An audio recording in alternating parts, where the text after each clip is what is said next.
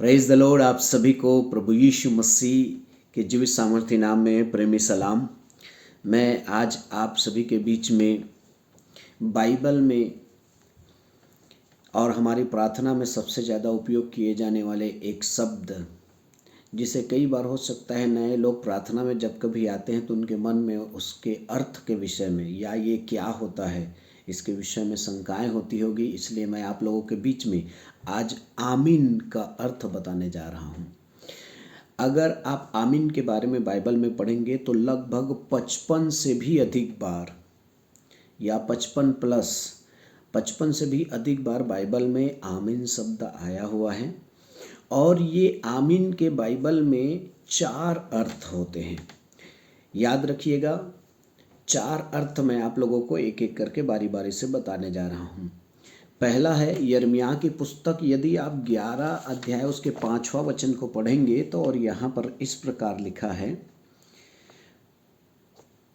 और जो शपथ मैंने तुम्हारे पितरों से खाई है कि जिस देश में दूध और मधु की धाराएं बहती है उसे मैं तुमको दूंगा, उसे पूरी करूंगा, और देखो वह पूरी हुई है। यह सुनकर मैंने कहा, हे यहोवा ऐसा ही हो, हे यहोवा ऐसा ही हो।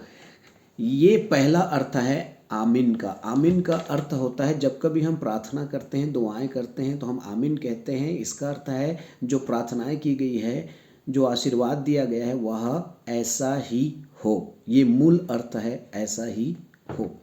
दूसरा अर्थ है, यदि आप कुरिन्थियों की पत्री, दूसरा कुरिन्थी और उसका जो है आप 1 अध्याय और 20 पद निकालेंगे तो यहाँ पर उसके दूसरे अर्थ को बताया गया है। और मैं आपके लिए पढ़ने जा रहा हूँ 20वां पद, दूसरा कुरिन्थी 1 अध्याय 20 पद। क्योंकि परमेश्वर की जितनी प्रतिज्ञाएं हैं वे सब उसी में हाँ के साथ हैं, इसलिए उसके द्वारा आमीन भी हुई कि हमारे द्वारा परमेश्वर की महिमा हो। दूसरा अर्थ होता है हाँ। आमीन का अर्थ होता है हाँ। जब मैं प्रार्थना कर रहा हूँ तो मेरे साथ में सुनने वाले सब बोलते हैं हाँ, या मैं बोलता हूँ हाँ, जो मैंने प्रार्थना की वो हाँ मेरे साथ ऐसा ही हो। तो पहला अर्थ है ऐसा ही हो, यिर्मयाह 11 अध्याय 5 वचन। और दूसरा है दूसरा कुरिन्थी 1 अध्याय 20वां वचन, उसका अर्थ होता है हाँ। तीसरा अर्थ है, यदि आप व्यवस्था विवरण अध्याय 27 और उसके 15 पद से लेकर 26 पद तक पढ़ेंगे तो यहाँ पे साप वचन लिखा गया है और 28 अध्याय व्यवस्था विवरण में आशीष वचन लिखा गया है। जब साप वचन और आशीष वचन मूसा जो है पहाड़ के ऊपर से दे रहा है तो उस समय सारे इजरायली प्रजा जो है, मूसा ने जो आशीष वचन कहा, जो श्राप वचन कहा, उसमें सहमति दिखाई और कहा सभी ने आमीन। तो तीसरा अर्थ इसका होता है सब लोग कहे आमीन। और ये जो शब्द है तब सब लोग कहे आमीन, सब लोगों ने आमीन कहा। और ये लगभग यहाँ पर 15 पद से लेकर 26 पद तक 12 बार आया है कि सब लोग कहे आमीन। अर्थात इसका अर्थ तीसरा अर्थ होता है वो है सहमति। अगर कोई प्रार्थना कर रहा है और आप चुपचाप वहाँ पे सुन रहे हैं और लास्ट में आप आमीन कहते हैं, इसका मतलब है आप उसकी प्रार्थना में, आप उसके आशीर्वाद में, उसके कहे हुए शब्द में आप क्या हैं, सहमत हैं। तो पहला अर्थ हो गया ऐसा ही हो, दूसरा अर्थ हो गया हाँ, तीसरा अर्थ हो गया हाँ मैं सहमत हूँ।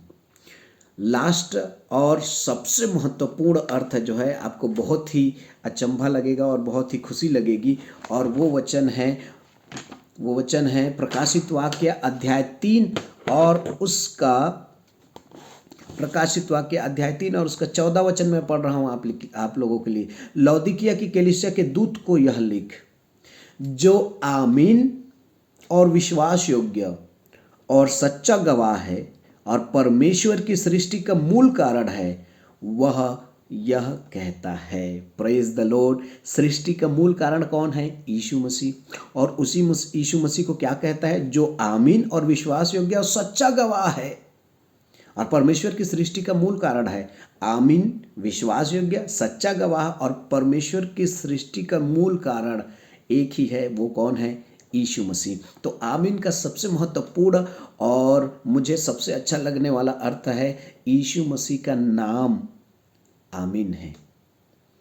आपको अलग लग सकता है, लेकिन मैं बता दूं सचमुच यीशु मसीह का नाम यहाँ पर लौदीकिया की कलीसिया को लिखते समय जो है प्रकाशित वाक्य में यूहन्ना लिखता है कि यीशु ही आमीन है। मैं विश्वास करता हूँ ये 4 अर्थ आप लोगों को बहुत ही अच्छा लगा होगा। ऐसा ही हो। यिर्मयाह 11 अध्याय 5 वचन, हाँ, दूसरा कुरिन्थी 1 अध्याय 20 वचन, मैं सहमत हूँ। व्यवस्था विवरण 27 अध्याय 15 से 26 वचन, और यीशु मसीह का महत्वपूर्ण नाम है आमीन। प्रकाशित वाक्य 3 से लेकर 3 अध्याय 14 पद। परमेश्वर आपको आशीष दे। आमीन, आमीन, आमीन। सबको जय मसीह की।